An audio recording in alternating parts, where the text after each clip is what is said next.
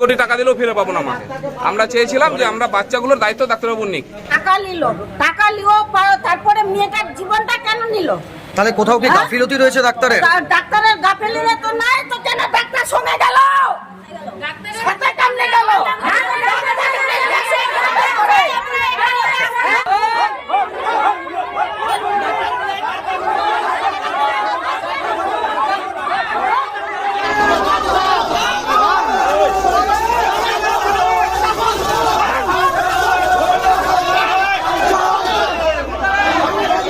তো নিতে ডাক্তারবাবু নারাজ, আমরা এখন দিয়ে দেবো, আইনি পথে যাবো। থানায় অভিযোগ জানাচ্ছেন? এখন আমরা থানায় অভিযোগ জানাবো, সিএমওইচের কাছে জানাবো, আর বাচ্চাগুলো ডাক্তারবাবুর কাছে দিয়ে যাচ্ছি।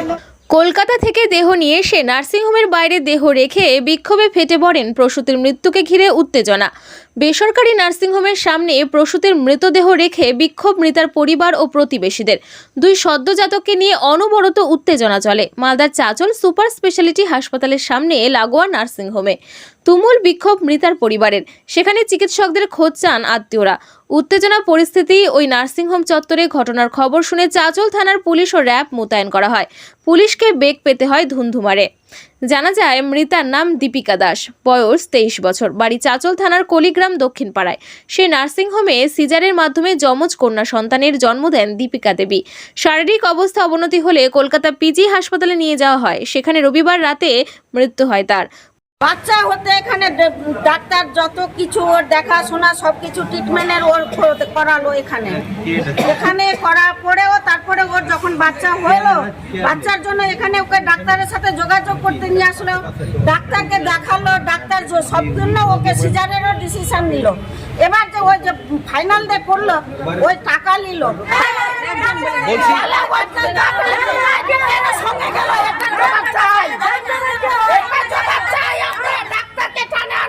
আচ্ছা দিদি, বলছি ডাক্তার কি কোথাও ভুল করেছে ট্রিটমেন্টের ক্ষেত্রে? আমাদের মেয়েকে মেরেছে। বাস কে মেরেছে? ডাক্তার মেরেছে। কোথাও করতে মেরেছে। কোথাও কি ও নিশ্চয়ই কিছু ছেড়েছে বলে তো পেশেন্টটা জান গেল। কোথাও কি গাফিলতি রয়েছে ডাক্তারের? হ্যাঁ, গাফিলতি করেছে বলে তো আমার মেয়েটার জীবন গেল। কবে ভর্তি হয়েছে? রবিবারে ভর্তি হয়েছে। আজকে কি সিজার হয়েছে? সিজার হয়ে গেছে, দুটো বাচ্চা হয়ে গেছে। মায়ের অবস্থা কি বর্তমানে? মারা গেছে। তাহলে কি ডাক্তারের গাফিলতি থেকে মারা গেছে? হ্যাঁ, গাফিলতিতে ডাক্তারের জানটা নিয়েছে। আচ্ছা, আপনারা কি চাইছেন এখন? আমরা কি চাইছি, ডাক্তারকে বাইরে করে নিয়ে তারপর আমরা। কোন ডাক্তার ছিল নাম জানেন? অভিরন রায়। কি নাম আপনার? আমার নাম সন্ধ্যা দাস। কে হন আপনি পেশেন্ট বাড়ির? বাড়ির মাসিমা হই। পৌনে একটা নাগাদ তখন সিজার হয়, বুঝলেন। সিজারের সময় আমার মেয়ে সম্পূর্ণ সুস্থ, সিজার করে দিল, তবুও সুস্থ। যখন রাত্রি 11টা বাজে, যখন আমাকে 11টা বাজে, তখন আমার জামাই আমাকে ফোন করে যে তুমি তো এখানে নাই, তোমার মেয়েকে এখনই বর্তমানে এখন মালদা নিয়ে যেতে হবে। মালদা নিয়ে গিয়ে মানে ওর হার্টের প্রবলেম না মাথার প্রবলেম বলছে ডাক্তার। প্রথমে কোথায় ভর্তি করেছিলেন? এইখানে। এটা কোথায়? এটার নাম এমএমসি। আচ্ছা, কবে ভর্তি করেন? ভর্তি হলাম শনিবার। আচ্ছা, তারপর শনিবার হলো, ভর্তি করার পর সিজার হলো। আচ্ছা, সিজার করার পর মানে পৌনে একটা নাগাদ বেলা, তখন পৌনে একটা নাগাদ সিজার হলো। সিজার করার পর আমি আসলাম, এসে দেখি আমার মেয়ে সম্পূর্ণ সুস্থ দেখে আমি কিছুক্ষণ থাকার পরে এখানে চলে গেলাম বাড়ি যাওয়ার পরে জামাইও চলে গেল বাড়ি, চান করে আসলো।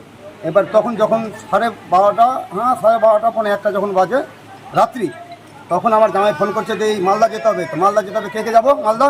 বলছে সাথে ডাক্তার যাবে, আর আমার শাশুড়ি যাবে, আমি যাব, আর আপনি যাবেন। মালদা কেন পাঠানো হলো? সেই ডাক্তারই বলছে। পেশেন্ট কি সিরিয়াস ছিল? হ্যাঁ, পেশেন্ট সিরিয়াস ছিল। তাহলে এখানে কি পরিষেবা ছিল না? পরিষেবা ছিল না। আচ্ছা, তারপর মালদায় পাঠালেন? মালদায় পাঠিয়ে গিয়ে এমএমসিতে পাঠালো। এমএমসিতে পাঠাই, মানে ওখানে আমাদের পেশেন্টকে মানে করতে পারছে না, মানে চিকিৎসা করার উপযুক্ত নাই ওখানে জিনিস। আচ্ছা, তারপরে চলে গেলাম ওই সদর মেডিকেলে, মালদা সদর ওখানে। তারপর সদর মেডিকেলে যাওয়ার পর ওরাও বলছে যে দেখেন, আপনার যা পেশেন্টের দরকার সেই মেশিন আমাদের কাছে নাই, হয় আপনারা কলকাতায় নিয়েন, নাই দুর্গাপুরে নিয়েন। আচ্ছা, তারপর আমি নিজের চিন্তা ভাবনা করলাম যে দুর্গাপুরটা আমাদের ভালো, মানে শুনছি।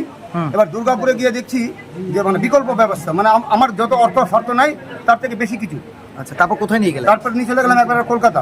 কলকাতায় গিয়ে কি বললো? আরজি করে কি বললো? আরজি করে গিয়ে বললো যে আরজি করে বললো যে যেখানে তোমরা সিজার করেছো সেইখানে তোমাদের ভুল সিজার করেছে। ভুল ট্রিটমেন্টের কারণেই কি মৃত্যু? হ্যাঁ। আচ্ছা, ডাক্তার আমি বলছি যখন পেশেন্টটাকে প্রথম থেকেই দেখানো হয় নাকি অনির্বাণকে, বুঝতে পারলেন তো? প্রথম থেকেই দেখেছে, দেখানোর পর যখন ও সুস্থ দেখেছে, কিন্তু 10 মাসেও যখন ওকে করা হয়, ছবি করা হয়েছে, আল্ট্রাসাউন্ড করা হয়েছে, তখনও কিন্তু বলেছে যে পেশেন্ট সুস্থ আছে, বাচ্চাও সুস্থ আছে। তারপরে উনি কিভাবে সিজার করলেন যে পেশেন্ট মারা গেল? কিভাবে? কবে ভর্তি করেছিলেন? শনিবার। আচ্ছা, সিজার কবে হয়? শনিবারই হয়েছে। শনিবার হয়েছে। তারপর আজকে কি হলো? আজকে পেশেন্ট কলকাতার রেফার করেছিল, আরজি করে পাঠানো হয়েছিল। আরজি করে ডাক্তার বলেছেন যে রং ট্রিটমেন্টে মারা গেছে। আচ্ছা, কবে ওটা আরজি করে নিয়ে যায়? কলকাতা কবে নিয়ে যাওয়া হয়? কালকে কখন? কালকে আপনি সকালে গেছে, সন্ধ্যায় পৌঁছেছে। আচ্ছা, ওইখানে আমার ছেলে আছে আরজি করে, আমার ছেলে দেখাশোনা করে সবকিছু ভর্তি করানো হয়েছে। আচ্ছা। ওখানে ডাক্তার বলে গেছে যে রং ট্রিটমেন্ট, তারপরে আমি ভেন্টিলেটরে দেওয়া হয়েছিল ওনাকে, বুঝলেন না? ওখানে বাঁচানো গেল না, ওখানে ঊর্ধ্বশ্বাস হয়ে মারা গেছে। বলছি জমজ বাচ্চা হয়েছিল? হ্যাঁ, জমজ বাচ্চা হয়েছে। পুত্র সন্তান? না, মেয়ে, দুটো মেয়ে। দুটোই মেয়ে? হ্যাঁ, আগে 3 বছরের মেয়ে রয়েছে। আচ্ছা, তারা কেমন আছে বাচ্চাগুলো? বাচ্চা সুস্থ আছে, কিন্তু মা মারা গেছে। পরিবারের দাবি, কলকাতার চিকিৎসক সূত্রে জানা যায় নার্সিংহোমের চিকিৎসায় খামতি থাকায় এই পরিণতি। চিকিৎসক একটি ঘরে, ভেতর থেকে গ্রিলে তালা থাকায় ঢোকা সম্ভব হয়নি, তার কোনো প্রতিক্রিয়া নেওয়া সম্ভব হয়নি।